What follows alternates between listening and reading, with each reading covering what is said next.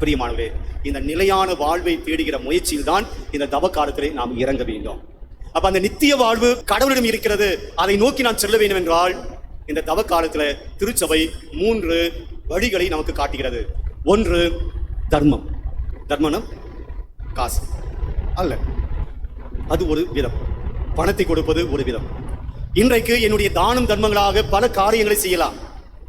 நான் நேரத்தை கொடுப்பது தர்மம், பேசுவது தர்மம், உணவை கொடுப்பது தர்மம், மெடிசினை கொடுப்பது தர்மம்.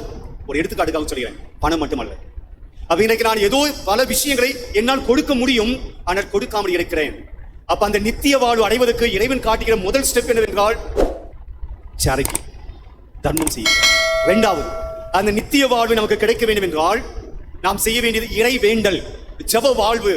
பூசைக்கு வரது மட்டுமல்ல ஜெப வாழ்வு, வெள்ளிக்கிழமைகளை வந்து சிலுவை பாதையில் பங்கெடுப்பது மட்டுமல்ல ஜெப வாழ்வு, ஞாயிற்றுக்கிழமைகளை ஒரு நாள் வந்து திருப்பலியை பங்கெடுத்து விட்டு செல்வதல்ல ஜெப வாழ்வு. உன் குடும்பத்திலே ஜெப வாழ்வு இருக்க வேண்டும், இறைவனோடு நீ வாழ வேண்டும், உன் இல்லத்திலே ஆண்டவர் இருக்க வேண்டும். ஆக இரண்டாவது ஸ்டெப் இறை வேண்டல் இந்த தவ காலத்திலே இருக்க வேண்டும்.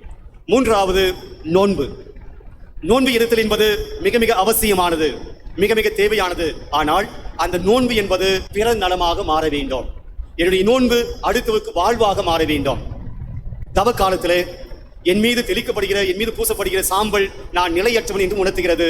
எனவே இந்த வாழ்க்கையை பயனுள்ளதாக மாற்றிக்கொள்வோம். கோபத்தை விடுவோம், பகைமையை விடுவோம், அகம்பாவத்தை விடுவோம். நான் ஒன்றும் இல்லை என்பதை நினைத்துக் கொண்டு இருக்கிற வாழ்க்கையிலே ஏதாவது நல்லதை செய்வோம். ஒன்று. இரண்டாவது, என் மீது வரையப்படுகிற சிலுவை அடையாளம் நான் மீட்பு அடைந்தவனுடைய அடையாளம். எனவே இயேசுவை போல நானும் என் வாழ்க்கையில் வரக்கூடிய சிலுவைகளை, நீ பசியாய் இருக்கிற, சாப்பிட வேண்டும், உணவு கிடைத்திருக்கிறது, அவனுடைய அருகாமையில் இன்னொருவன் பசியாக இருக்கிறான், உன்னுடைய உணவை எடுத்து அவனுக்கு கொடுத்துட்டு அந்த பசியை நீ தாங்கிக் கொள்கிறாய், அந்த வலி சிலுவை. ஏனென்றால் நீ வலியை தாங்குற, என்னுடைய வலியை போக்குகிறாய். அப்போ பிறநலம் இருந்தால் தான் சிலுவை. இந்த சிலுவையில் பிறநலம் இருக்கிறது, தன்னலம் கிடையாது. இயேசு சுமந்த சிலுவையிலே பிறநலம் இருக்கிறது, தன்னலம் கிடையாது. அப்ப இந்த தவ காலத்துல சிலுவைகளை சுமக்க அழைக்கப்படுகிறோம். மூன்றாவது, இந்த தவ காலத்துல நாம் கடவுளுடைய செய்தியை, நற்செய்தியை நாம் வாழ வேண்டும். அந்த நற்செய்தி தான் தர்மம் செய்ய வேண்டும், இறைவேண்டல் செய்ய வேண்டும், நோன்பு இருக்க வேண்டும்.